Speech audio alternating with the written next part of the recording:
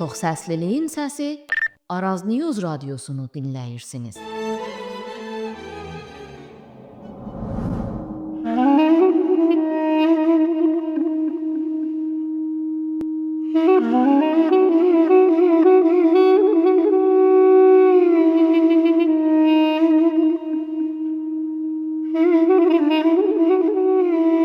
Çəkdikcə qılıncın, coşduqca dəniz tək, tufan kimi ormanları titrətdiyi anlar, düşmən kiriyib ağladı miskin, baş əydi qulam tək ona sultanlar ozanlar, zəhmət çəkən insana ölüm hökmü yazanlar, millətlərin dillərinə qəbr qazanlar. Qoyduqca qına odlu qılıncın, sümbülləri biçdikcə yayın isti çağında, düşmən dönərək aslana gəldi. Süngü ilə onun zəhmətinin yarısını aldı, ac qaldı qışın şaxtalı çovğunlu çağında, bir söz demədi, sinəsi mis tək yanan aslan kimi insan. Süngü ilə bütün sərvətini çaldı apardı, zindanda çürütdü, aslanları bir-bir hökmünlə yürütdü. Beynində qazıb inci qopartdı, tarixini alt-üst eləyib yazdı tazaşdan, bir abidə də tikmək üçün vermədi imkan, əvvəlkiləri eylədi viran. Dözdü günə də sinəsi mis tək yanan aslan kimi insan, qəlbindəsə üsyan. Bəli balalar, qoy qala daim qulağızda, iş vaxtı da şəmişiriniz olsun qucağızda. Əfsanədir şəmişirə dayanmazsa azadlıq, heç vaxt qına qoyma qılıncın.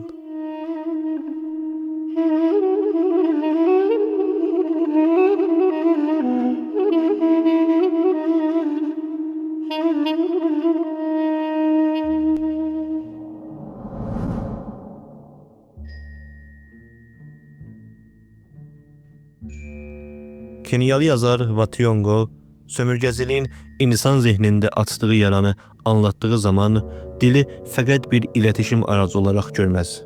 Onun cümləsi daha dərinə iner. Dil, bir millətin tarix içindəki təcrübəsinin ortaq hafizə bankasıdır. Bir millətin dili oxul qapısında buraxıldığında hafizəsi və düşüncəsi də qapının arxasında qalır. Uşağın anasından öyrəndiyi su, çörə, ulduz, buz, dövlətin sınıfında yabancı kəlmələrin arxasında itələnir. İnsan danışır, fəqət öz səsini eşidə bilmir. Kitab açılır, evdəki dünya o kitabın içində yer tapa bilmir. Səssizlik belə qurulur.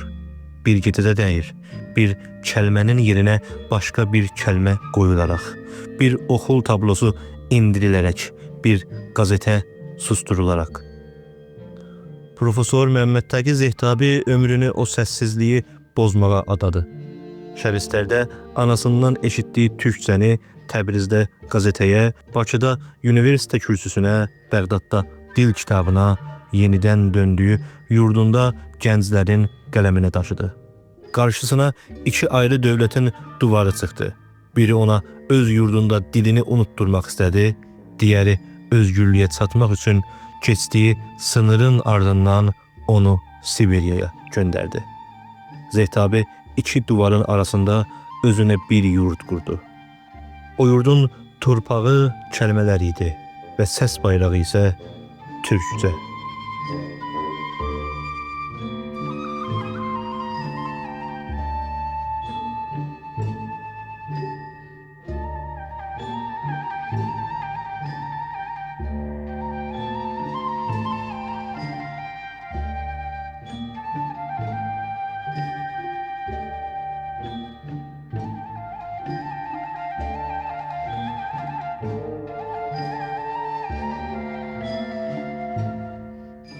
Araz News radionun səsinin çatdığı hər yerdə, Təbrizdə, Bakıda, Urmuda, Ərdəbildə, Zəncanda, Şəbistərdə və dünyanın fərqli şəhərlərində bizi dinləyən dəyərli yurttaşlara salamlar. Mən Altay Urmulu. Azadlıq və Ədalət proqramının bu bölümündə İran türklərinin yaxın dönəm fikir həyatında dərin iz buraxan bir öyrətmənin peşindən gedirik. Şair dilçi, tarix araşdırmacısı və siyasətlə kültür mübarizəsinin yorulmaz əməkçisi Profesor Məhəmməd Təqi Zehtabini bir portreyə həbs etmədən, yaşadığı acıları gizlətmədən və elmi tartışmaları örtmədən anlatacağıq. Çünki onun həyatı ana dilin bir millət üçün nədən çörək qədər gerçək, yurd qədər vazgeçilməz olduğunu göstərən uzun bir yolçuluqdur.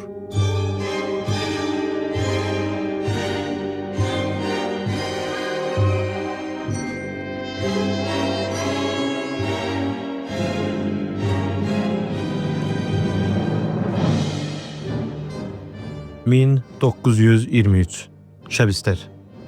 Təbrizin batısında Mişo dağının ətəyində bir uşaq dünyaya gəlir. Ailənin keçimi ağırdır. Soyadı yerinə qullandığı Kirişçi adı evin əməyini və məsləyini daşıyır.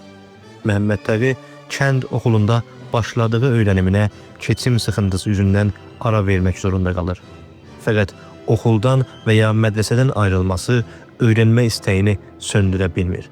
Ailəsinin qarşısında dirənir, oxumaq üçün Təbrizə gedir. Füyuzat və Firdovsi oxullarında ədəbiyyat bölümündə eğitim görür. Bir yanda farsça oxul kitabları, digər yanda ərəbcə dərslər öyrənir. Katoliklərin sınıfında Monsieur Joseph'dən fransızca dərsini öyrənir. İllər sonra Ruscada bu dillərə əklənəcəkdir. Onu biçimləndirən əsas qarşılaşma bir qazete səhifəsində yaşanır. 1945-də türkcə yayınlanan Azərbaycan qazetəsi yenidən oxucularla görüşür. Mirzəli Şəbistərinin çevirisində şeirlər və yazılar qələmə alan gənc Zehtabi öz dilini mətbəə mürəkkəbi ilə yan-yana görür. Daha sonra o günləri anlatarkən qazetənin onun ana dilinə ayrılmaz bir şəkildə bağlandığını yazır. Türkcəni sevdiyini, sevdikcə dərinləşdiyini və dərinləşdikcə daha güclü bağlandığını söyləyir. Bir qazetənin yaptığı şey budur. Evdə danışılan dili umumi bir sözə çevirir. Ananın laylasını yurttaşın tələbinə dönüşdürür. Faşist Pəhləvi dövlətinin farscanı tək məşru səs halına gətirən siyasəti qarşısında türkcə basılan hər sətir biz buradayıq deyən bir bəlgədir. 1945 və 1946 illərində Azərbaycan Milli Hökuməti Təbrizdə o günə qədər qapadılmış qapıları açır. Türkcə yönetimdə və eğitimdə yer alır. Təbriz Danışgahı və ya Təbriz Universitesi qurulur. Zehtabi Ədəbiyyat Fakültəsinin ilk öğrenciləri arasındadır. Seyid Zəfər Pişəvərinin dünya ədəbiyyatı üzərinə verdiyi dərsləri dinləyir. Gənc öğrenci bir millət öndərinin kürsüsündə türkçə danışdığını, ədəbiyyatın, siyasətin və milli iradənin eyni salonda birləşdiyini görür. O dərsxananı bir an gözümüzün önünə gətirək. İran dövlətinin illərcə kəndli dili saydığı türkçə universitetdə dünya ədəbiyyatını anlatır. Öğrencilər öz dinlərində not alırlar. Bir gənc anasından eşitdiyi kəlmələr və sözlərlə elm öyrənə bildiyini ilk dəfə yaşayır. Zehtabının irəlidə hazırlayacağı qramer kitablarının toxumu o sıralarda atılır. Milli hökumət onun gözündə yalnız bir yönetim dəyişikliyindən ibarət deyildi. Türkçənin kənd evindən çıxıb dövlət dairəsinə və yüksək eğitimə yürüdüyü qısa bir tarixi dönəmdir.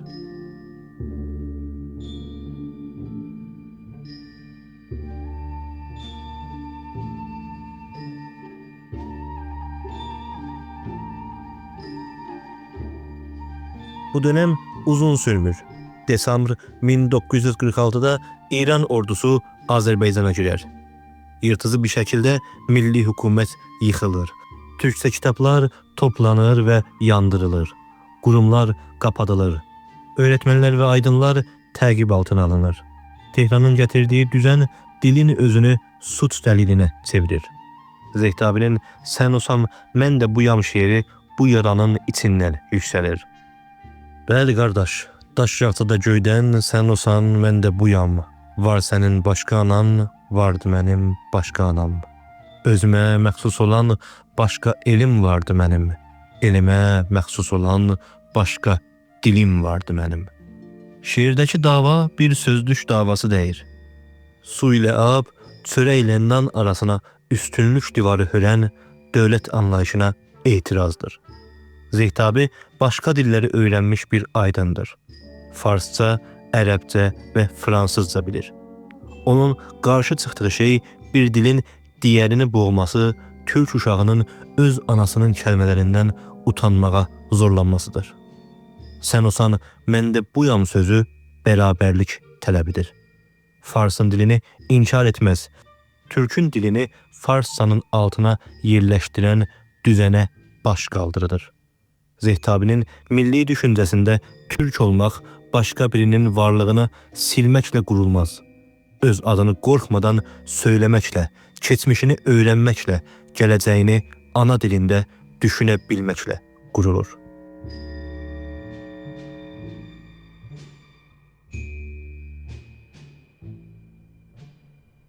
...1948'də Zeytabi bir qərar verir. Yarımqalan Üniversitesini eğitimini tamamlamaq və Pəhləvi rejiminin təqibindən qurtulmaq üçün Sovet sınırını keçir. Xəritədə Bakı yaxındır. Yol bir neçə saat sürə biləcək qədər qısadır. Fəqət o qısa məsafə sürgünlər və sorğularla illərə uzanır. Sınırı icazəsiz keçdiyi gerekçəsiyle tutuklanır. Qaynaqlar Sibiriyada 2 ya da 3 il qaldığını yazırlar. Hansı məhkəmədə hansı dosya ilə bağlı, hansı maddədən hökm aldığını göstərən Sovet bəlgəsi hələ ortaya çıxmayıb. Zeytabinin həyatında olan gerçək budur. İrandakı baskıdan uzaqlaşmaq üçün yönəldiyi Sovet ölkəsi onu öğrenci olaraq deyil, şübhəli bir sınır yolcusu olaraq qarşılayır. Bəzi anlatılarda Tude Partisindən göndərilən mənfi raportların cəzada rol oynadığı önə sürülür. Bu iddialara Sovet arşivindəki hökm dosyalarını görmədən qəti bir şəkildə nəzər vermək olmaz. Amma yenə də sürgünün siyasi nitəliyi açıq və aydındır. Milli hökumətin yenilgisindən qaçan gənc bir türk aydını Sovetin güvənlik dəstgahının əlinə düşübdür. Bu qarşılaşma onun düşüncə dünyasında dərin bir qırılma yaradır. Devrimin özgürlük vədləri ilə gerçək dövlət düzəni arasındakı uçurumu Sibiriya soyğunda görür. Şahin Zəncirdə şeirində ayağındakı zəncirləri qırdığını söyləyən bir düzənin o dəmirləri toplayıb daha böyük bir zindan qurduğunu yazır. Kəndəlləri yığdın və qayırdın yekə zindan. Bir gün səni zəncirlədi sultan, bir gündə azadlıq və ədalət. Proqramımızın adını daşıyan 2 kəlmə o şeirdə acı bir hesablamaya dönüşür. Azadlıq və ədalət dövlətin duvarına yazılıb deyə gerçək olmaz. İnsan sərhəddən keçdiyində milli kimliyi suçlama konusuna sevrilərsə, düşüncəsini söyləyə bilmirsə, yurduna dönmə haqqı əlindən alınırsa, o sözlər tabloda qalar. Şahin Zeytabinin şeirində suslu bir sembol deyir. Mişovdan qanat açmaq, səhəndin və savalanın üstündən keçmək, Xəzərə çatmaq istəyir. Ayağındakı zəncir uçuşu yarıda kəsir. Quşun gözü yurdu gəzir, bədəni dəmirə bağlıdır. Sürgündəki insanın halı da budur. Vətən zehnində bir neçə saat uzaqlıqdadır. Dövlətlərin sərhədləri onu illərcə ayrı tutur. Şeir bu nədənlə şəxsi bir həbsxana xatirəsini aşar. Bölünmüş Azərbaycanın coğrafi və ruhi ağrısına toxunur. Stalinin ölümündən sonra Sibiriyadan çıxarılıb Doşənbəyə göndərilir. İrandan ayrılarkən bəlgələrini yanında apara bilmədiyi üçün axşam okuluna yazılır. Yetişkin bir adam üniversite qapısından keçə bilmək üçün orta eğitim diplomunu yenidən almaq zorundadır. Doşənbə yurdunda qələmə aldığı mən diriyəm şeiri sınmış bir insanın ağlamaları deyir. Yenidən ayağa qalxan bir iradənin və dirənişin səsidir. Ölməmişəm mən, hələ xidmətlərim gələcəkdir. Ölmədim mən, xalqıma verəcəyim xidmət hələ ilərdədir.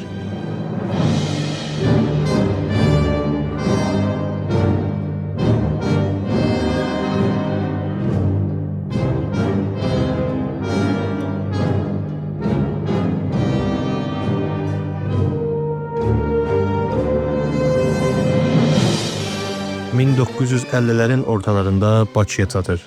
30'lu yaşlarındadır. Gənc öğrencilerin arasına üzündə Siberiyanın illeriyle girer. Bakı Dövlət Üniversitesinin rektoru Yusuf Məhəmməd Əliyev onu otağına çağırar.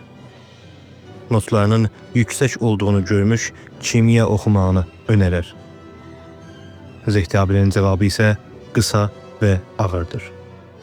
Hürmetli akademik, benim milletimin buna ihtiyacı var. Kimyanı değil, Azerbaycan dili ve edebiyatını seçer.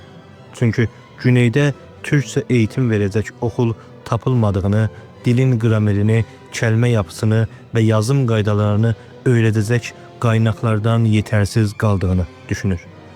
Öz hayatını rahatlatacak bir meslek aktarmaz. Milletinin eksik kaldığı yere yönelir.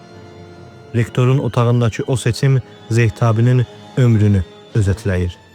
Kimya alanında daha sakin bir ilmi hayat kurabilirdi.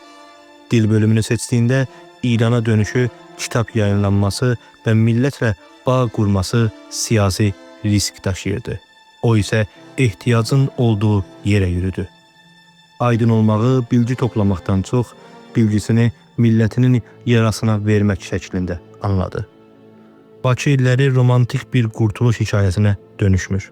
33 yaşında yazdığı Xatirə şeirinde öğrenci yurdundaki yoksulluğu anlatır. Tek ceketi uğurlanır.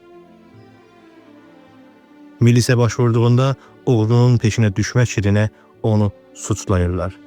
Dərsə gedəcək ceketi qalmayan öğrenci Sovet ölkəsində gördüyü muamiləni bir neçə kəskin diziyə sığdırır. Şərəfini əşyadan üstün tuttuğunu, susaraq geri döndüğünü, Leninin qurduğu həyatı düşünüp yanıldığını anladığını yazır. Yenə də Bakı onun ilmi əməyinin böyüdüyü şəhərdir. Üniversiteni bitirir, ərəb dili ve edebiyatı öğretir. Öğrenciler arasında daha sonra Azerbaycan'ın bağımsızlık hareketinde yer alacak adların olduğu anlatılır. Əbülfəz Elçi bəyə hocalıq etdiyinə dair xatirələr vardır. Üniversite qeydləri yayımlanmadığı üçün bu bilgi ehtiyatla ələ alınmalıdır. Bakı ona elmi çalışma imkanı verdiği halda Sovet millətlər siyaseti başka bir sərhəd çəkir. Güney Azerbaycan'ın gələcəyi hakkında özgürce çalışmasına, yazdıklarını istediği şekilde yayımlanmasına icazə verilmir. İranda Türkçe yazdığı için şüphe altında kalan Zehtabi, Sovet ülkesinde milli məsələləri dilə gətirdiği için millətçi ve pan-türkist damgasıyla karşılaşır. İki devletin resmi ideolojisi fərqlidir, fakat onun dosyasındaki ittiham değişmez. Öz milletine, öz adıyla səslənmək. Sovet illəri ona başka bir dərs də verir. Milli haqlarını yabancı bir gücün mərhəmətinə bağlayan hərəkət o gücün siyaseti değiştiğinde savunmasız ve müdafiəsiz qalır.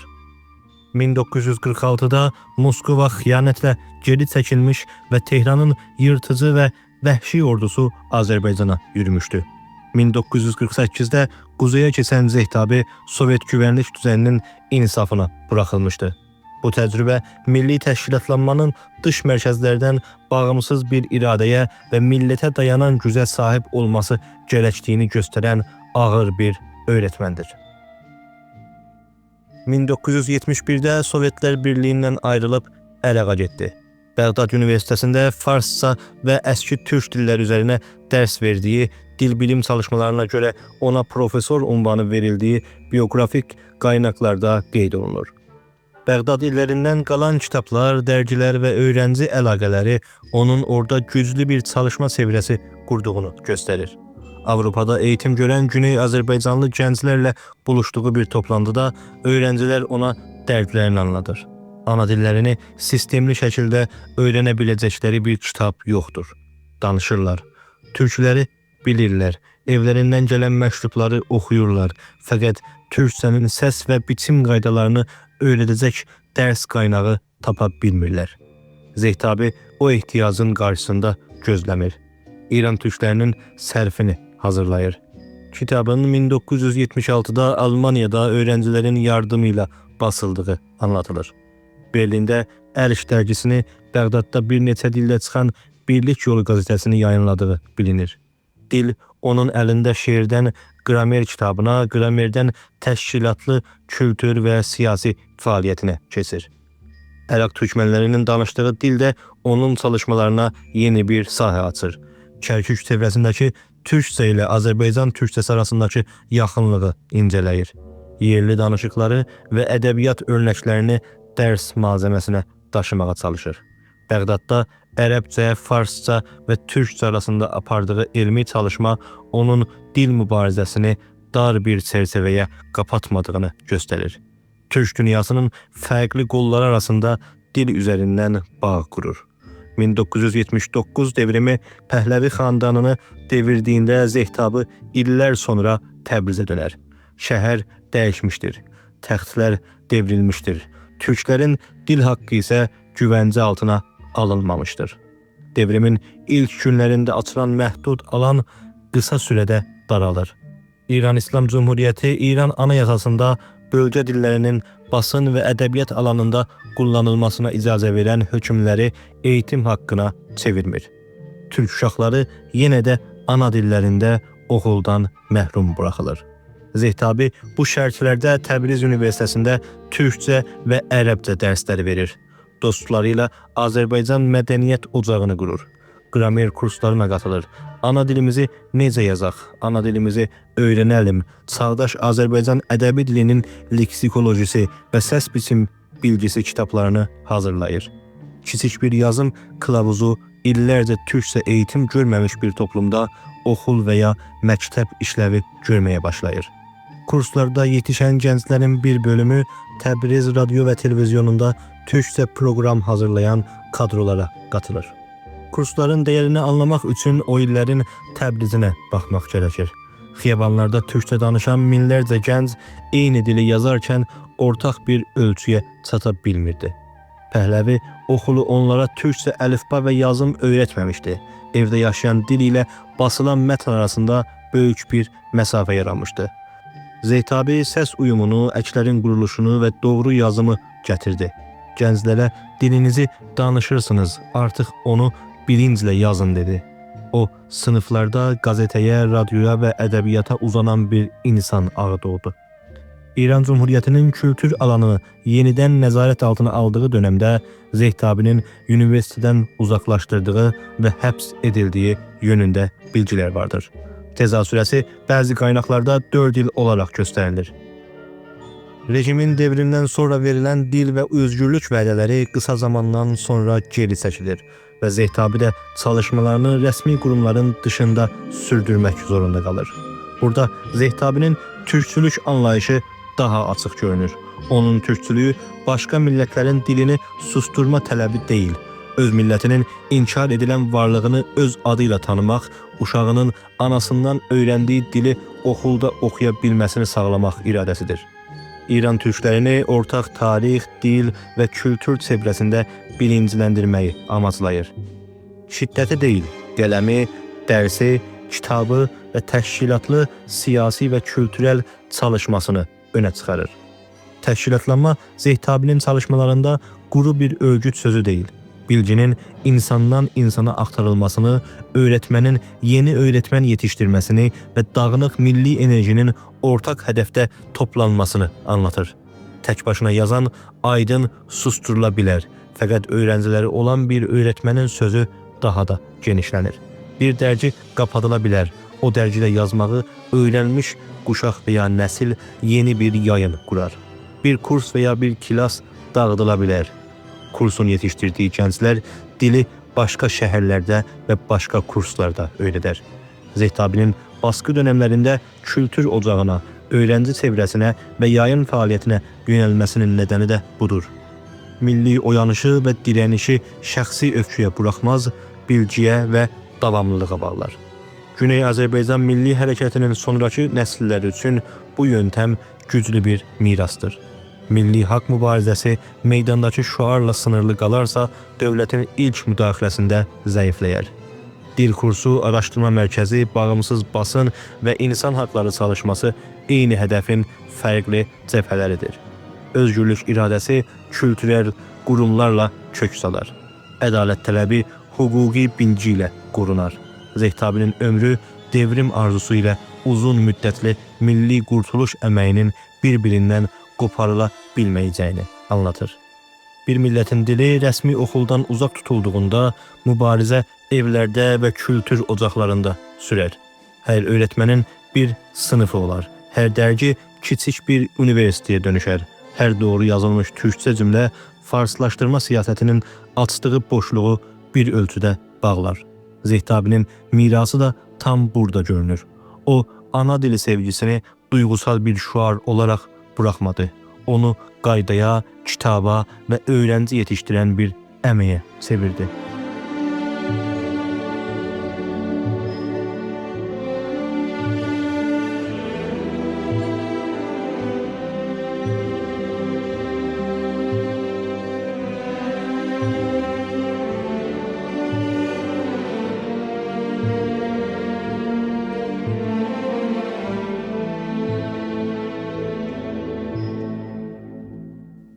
Zehtabinin önündə dil qədər ağır bir məsələ daha var. Tarix. Pəhləvi dönemində güclənən Ariyai mərkəzli rəsmi anlatı İranı tək qurucu xalqın əsəri olaraq göstərirdi. Türklər bu hekayədə geç çağlarda gəlmiş savaşçılar şəklində tanıdılırdılar. İranın dövlət, şəhər və kültür həyatındakı uzun varlıqları kiçildirirdi. Azərbaycanın məşrutə devrindəki öncü rolu belə Tehran mərkəzi anlatısının kölgəsində qalırdı. Zehtabi öncə yaxın tarixə yönəldi. Məşrutəni Rusiyadakı 1905 devriminin uzantısına endirən Sovet yorumuna qarşı çıxdı. Təbrizdəki milli bilincin, maarifçilərin və xalq içindən çıxan mücahidlərin bəlirləyici rolunu anlattı.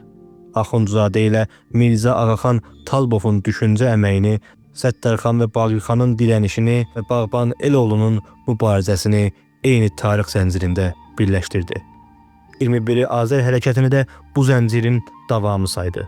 Ona görə pişəvəri hərəkatı məşrutədən Şeyx Məhəmməd Xiyabaniyə uzanan Azərbaycan özgürlük birikiminin təbii məhsulu idi. Pişəvərinin hərəkətini İranda anayasa haqqı, yerli yönetim və ana dili tələb üzərindən oxuyurdu. Bu yanaşım 21 Azəri Moskovanın hazırladığı bir dosyaya endirən İran rəsmi tarixinə birbaşa cavab idi. İran türklərinin əski tarixi və İslamdan öncə İran türklərinin dili və ədəbiyyatı əsərlərində hədəfini daha əski çağlara çevirdi. Sumerləri, İlamları, Qutiləri, Lulubiləri, Huriləri, Urartuları, Mannaları və Madları türklərlə ya da türk dil dünyası ilə əlaqələndirdi. Əkləməli dil yapısından, yer adlarından, bənzər kəlmələrdən və arkeoloji bulğulardan yola çıxaraq İran türklərinə bu düşüncəni vermək istəyirdi. Sizin tarixiniz bir neçə yüz il öncə başlamadı. Yaşadığınız topraklarda köksüz değilsiniz. Bu əsərlər Güney Azərbaycanda geniş bir oyanış yarattı. Rəsmi tarixin türkləri görünməz qıldığı bir mühitdə gənclərə öz keçmişlərini araşdırmaq cəsarəti verdi. İranda türk varlığının Səfəvilərdən, Qacarlardan ya da Səlcuqlardan ibarət olmadığını, İran coğrafiyasının siyasi və kültürel quruluşunda türklərin qurucu yapı olduğunu gündəmə gətirdi. Zehtabinin kitabları 1990'larda yeni nəslin əlinə keçdikcə tarix oxumaq siyasi bir bilinçlənmə şəklinə dönüşdü. Gənclər yer adlandırma, ailə hafizəsinə və yasaklanmış türkçə yayınlara başqa gözlə baxmağa başladı. Babək qalası çevrəsində yaranan milli görüşmələr, ana dili günü çalışmaları, öğrenci hərəkətləri onun açdığı düşüncə yolundan bəsləndi. Zehtabinin bizə buraxdığı araşdırma cəsarəti də bizdən bunu istəyir. Rəsmi anlatıya baş əyməmək və öz iddiamızı bilim qarşısında sınamaqdan qorxmamaq. 1998 ilinin Mayıs ayında Zehtabi İran Cumhurbaşkanına göndərilən bir məktuba imza attı. Yönetimdən Azərbaycan türkçəsinə qarşı yürütdüyü siyasəti dəyişdirməsi istənirdi. 75 yaşına yaxınlaşan Zehtabinin tələbi gəncliyindəki qədər açıq idi. Xalqının dili tanınsın, türk uşağı öz səsindən məhrum buraxılmasın. İlin son aylarında İran Qətray zəncireyi və ya faili məchul cinayətləri ilə sarsılırdı. Aydınlar, yazarlar və rejim müxalifləri bir-birinin ardınca ortadan qaldırılırdı. Zeytabi də eyni dönemdə Şəbistərdəki evində həyatını dəyişmiş bir vəziyyətdə tapıldı. İran basınında xəstəlik və qəlb krizi açıqlaması dolaşması oxuldu. Fəqət bədənində, özəlliklə boğaz çevrəsində qararma izləri görüldüyünə dair anlatılar şübhələri böyütdü. Zeytabinin adı İran İslam Cumhuriyyətinin siyasi qətllərinə qurban getdiyi bildirilən aydınların listəsinə əkləndi. Güney Azərbaycan Milli Hərəkətinin hafizəsində o, zəncirləmə qətllər dönemində susturulan türk aydınlarından biri olaraq yaşayır. Rejim dosyasını kapatmaq istədi, amma milli hafizə onu unutmadı. Zeytabinin bədəni Şəbistərdə torpağa verildi. Səsi isə yazdığı kitablarda, yetişdirdiyi öğrencilərdə və ana dildə eğitim istəyən hər türk uşağının sözündə qaldı. Bir aydını öldürə bilərlər. Açdığı sınıfı və ya məktəbi dağıdıb, kitablarını yasaqlayıb yandıra bilərlər. Ancaq xalqa çatmış bir dili yenidən zəncirə vura bilməzlər. Dilini qoruyan millət hafizəsini də qoruyar. Hafizəsini qoruyan millət isə gələcəyini öz əlləri ilə qurar. Mən Altay Urmulu. Araz News Radyosunda Azadlıq və Ədalət proqramını dinlədiniz. Səsimiz özgürlüyə, sözümüz ədalətə, yolumuz milli hökumətə və milli iradəyə doğru açılsın. Bugünkü proqramımızın sonunu Profesör Zeytabinin diləyi ilə bitiririk. Bir diləyim var. O gün intizarlar başa çatanda, elim zəncirini qırıb atanda, ədalət divanı qurulan zaman, hər yanda bayrağım vurulan zaman, şən nəğmə səsindən dolanda Təbriz, ixtiyar əlinə alanda Təbriz, başım ağarsa da bir oğlan kimi, başıma gələni ərməğan kimi, əlkdən xalqıma səpəcəyəm mən, türbət tək torpağın öpəcəyəm mən. Müqəddəs bir arzu, gözəl bir dilək, bu dilək uğrunda təqdim edəcək bir ürəyim vardır, bir ürək.